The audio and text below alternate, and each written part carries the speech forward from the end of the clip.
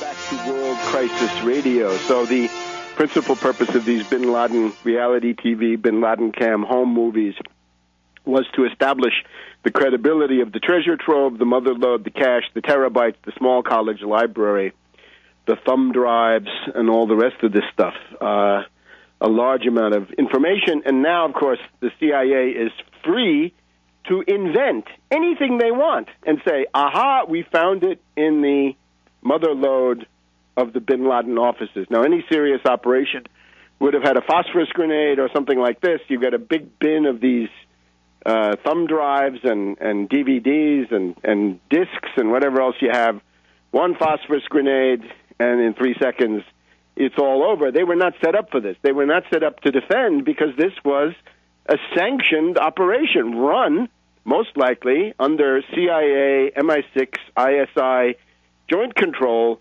with the idea that this was directing dupes, misdirecting them, if you like, according to the goals of Anglo-American intelligence. But at a certain point, they decided to close the office by going in and killing everybody. And the famous CIA safe house that we're told existed a few blocks away was a liaison office. Yes, that's been going on for quite a while. So too bad for the double that was on duty that day. Too bad for the pseudo bin Laden who happened to be there that day. He might have been the only one, or I think there were probably more than one. But that's the end of that. But now, with the dupes and useful idiots of the world convinced that there's a mother lode, we're getting now these dribs and drabs of information, what the soap opera was, was there a rivalry with Zawahiri? How did they feel about Al-Awlaki, the CIA lackey, or Adam the American, the other obvious double agent? What did they think about Algeria and all the rest of this? Don't believe any of this stuff. It's all invented, and it comes in waves, right? With WikiLeaks, we had the first wave was the shocking film of the machine gunning. The second wave was the stuff about why Maliki was bad. It purported to be why the Iraq War was bad. You look more closely, it was why Maliki is bad, Maliki being the main obstacle to the U.S. puppet Alawi. And then the third dump last November, December, became the CIA hit list, why Gaddafi, Putin, Berlusconi, Karzai, other people across the world were bad, with a little bit of gossip thrown in about people like Merkel and Sarkozy that they have no interest in undermining. So that will come in waves, and they'll find phone numbers, and they say, oh, now we traced it to Hu Jintao, or we traced it to Putin, or we traced it to Rodriguez Kirchner of Argentina. They're terrorists, and so on and so on and so on. So don't believe any of it. It is garbage. It is for idiots. Don't be an idiot. Don't accredit yourself, and don't embarrass yourself in public by becoming a theater critic. When you're asked to talk about these things, you'd have to say, this is the equivalent to being a theater critic or a literary critic. It's like I've been given a novel and told to write a review, and I have to criticize the story as literature, right? Because this is fiction. But it's political fiction, and it's the kind of political fiction that can start world wars.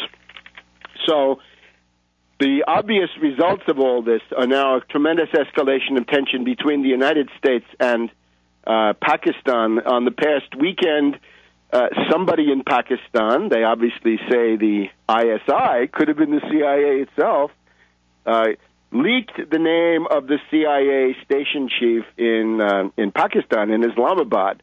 Funny responses, right? The U.S.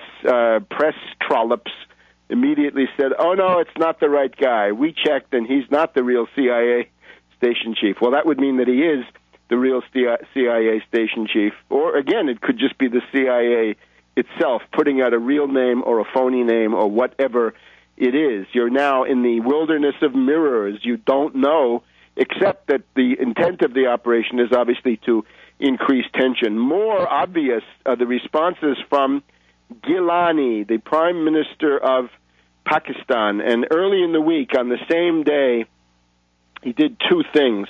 One is to deliver a quite tough speech in the parliament saying, if our assets are interfered with, there will be full force retaliation. full force retaliation by Pakistan against any foreign power attempting to interfere with our strategic assets. Now, on the same day, we'll talk about this in a minute because this means a lot. On the same day, he was celebrating the Pakistani-Chinese Friendship Day and talked at length about the absolutely indispensable role of Pakistan-Chinese friendship. He's really talking about an alliance which is as high as the Himalayas, and it leads then to Pakistan being the beneficiary of the Chinese economic development experience. And he said this using a sweeping rhetoric, which was in sharp contrast to the market warnings he's giving to the U.S., where he says, we value our relation with the U.S., but the Chinese relation is absolutely indispensable and the basis of our future, and so forth. So it's clear what's going on. Pakistan is in a strategic alliance with China. And China, as you recall, the previous week had issued these statements saying China supports Pakistan in the war on terror and rejects these pernicious stories, these defamation stories about Pakistan being a terrorist state or whatever it is.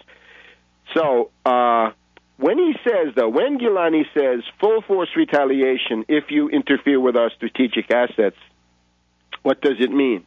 Well, let's look for a second at this raid and what this could mean. This is done by the Joint Special Operations Command, the JSOC, and the relevant thing here is that those teams with those stealth helicopters and the special forces, be it the SEAL Team 6, the myth-drenched SEAL Team 6, or some others, they have two tasks, or at least two tasks that we know of.